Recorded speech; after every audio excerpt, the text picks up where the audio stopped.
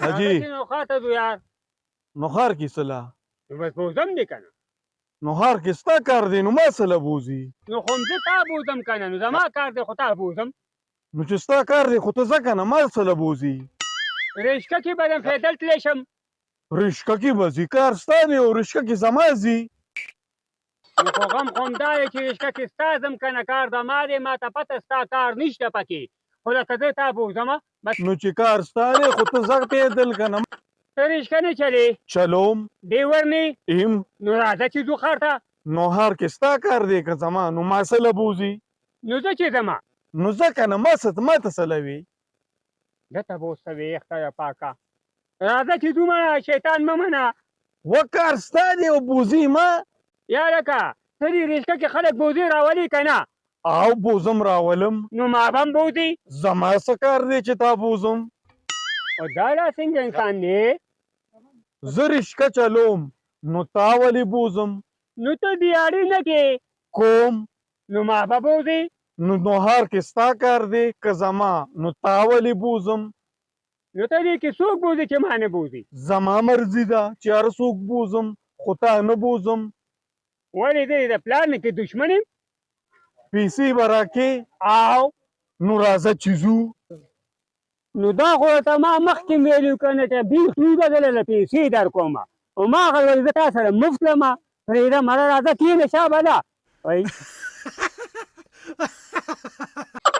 ها لکه ته بدماش یې او ماما عمده بدمات ما ما ته خو د شکل نه بدماش نه ښکاري یار او ماما دی په بو کې ما نه ظالم او خطرناک بدمات بل توک نیتا د لیک ته بچیا اول د بدماشۍ خبرې زده کړه نو بیا بدماشي کوه په پبو کې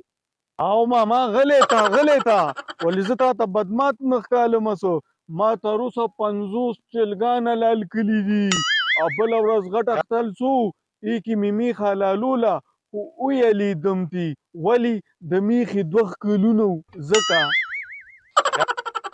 زما دا کار به چې ډېر خطرناک دی چې وبشو که نه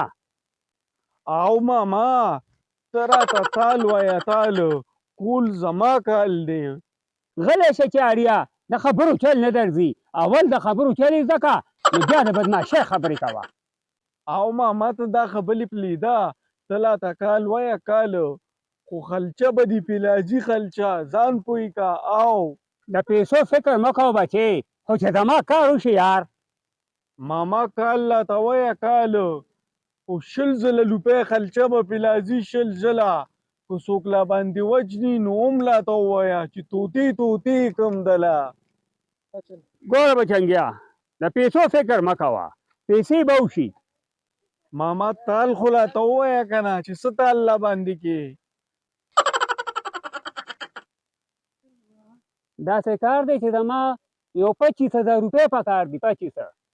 پیپی کم دی ملا مولا دی غل که چې غلک شي زه بدماش یم که زه خلکو له بینک نه قرضونه ورکومه پرېږده ملا